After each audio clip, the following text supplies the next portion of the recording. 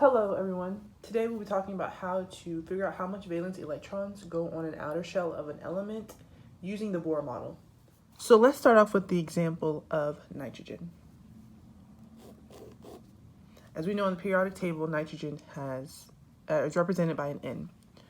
So we first want to draw our first shell. So in the first shell or energy level of the Bohr model for nitrogen, there will always be 2 electrons. Always, unless you have an atom that only has 1. Hello everyone. Today we'll be using the Bohr model to count how many valence electrons an atom has. Let's start off with the element nitrogen. Nitrogen has a total of 7 electrons, and we can find that from the periodic table. This is the number of the periodic table that represents nitrogen, and then this is the atomic mass. So this is the number of protons and the number of electrons as well. So we're going to use this 7 to fill in what we call energy levels or shells. So the first shell always has 2 electrons, and it's full. No more electrons can go in the first shell. The only time then when the first shell does not have 2 electrons is if it has an atom or an element that only has 1 electron. So after you fill out your first shell, you're going to fill out your second shell. So now, after the first shell, each shell can hold up to 8 electrons. So now we already have 2, and again, our total is 7.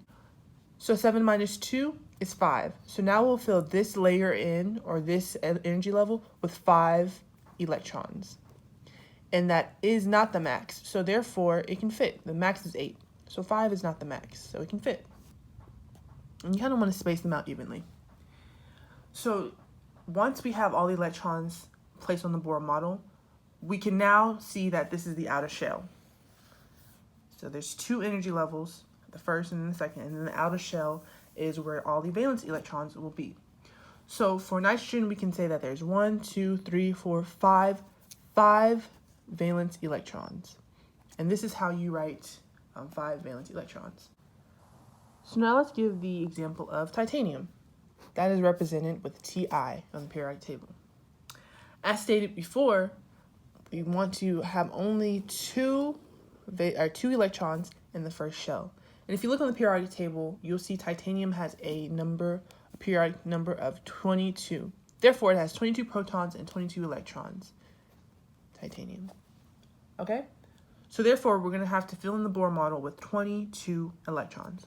So again, the first shell has only 2. So now let's go to our second shell.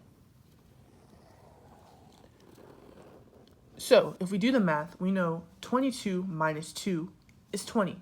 So therefore, we have 20 extra electrons that we need to place on the Bohr model. Like I stated before, only 8 total can be placed on any electron field after the first shield. I apologize. So therefore, we can fill this in with 8. 1, 2, 3, 4, 5, 6, 7, 8. So we filled in the second energy level, correct? So we have 8 plus 2 equals 10. So right now we have 10 total electrons placed onto the Bohr model. So now we can subtract 22 minus 10 is 12. So therefore we'll make another ring. And again, these rings are called energy levels. Again, since we need 12 left to fill in on the Bohr model, we can just automatically fill in this ring with 8 because each ring can contain up to 8 electrons. Okay? So now again, let's count how many we have on the Bohr's model. We have 2, 4, 6, 8, 10, 12, 14, 16, and then 18. All right, so let's do the math. 22 minus 18, how much is that? That is 4. So this time, we won't fill in this last energy field, okay? Because we only need 4 left. So we're going to add 4 to it. 1, 2, 3, 4. So we place our 4 electrons. So again, we can count again how many electrons are placed on this Bohr model, and it will equal 22. Therefore, we're not adding any more electrons.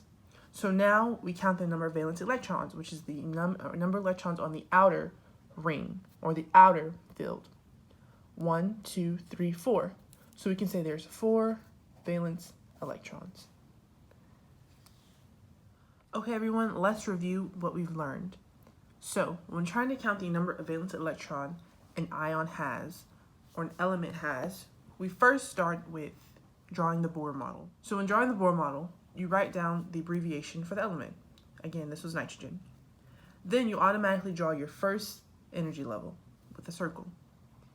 And as we noted before, the first energy level can only have a max of 2 electrons. Also to note beforehand, we need to know how many protons and electrons are going to be in this element. So nitrogen has 7, and that can be found on the periodic table. So once you have filled your first energy level, you move on to your second, and you draw your second ring. Now on the second ring, and any rings after the first, there can be up to 8 electrons. So you fill out this ring if applicable. This is not applicable because we subtracted the amount of electrons we have total to the amount of electrons that we have in the first energy level, which is 2. So therefore we had a remainder of 5 electrons that needed to be placed, and that did not equal the max of the second ring, which is 8. So therefore we only placed 5 valence electrons in the outer ring. After that, once you realize you've run out of electrons to place on the Bohr model, you count however many is in the outer ring, which is 1, 2, 3, 4, 5. I apologize, this is a smear. Okay, and so then we have a total of 5 valence electrons. And that is how you count valence electrons. Thank y'all for watching, and tune in for more.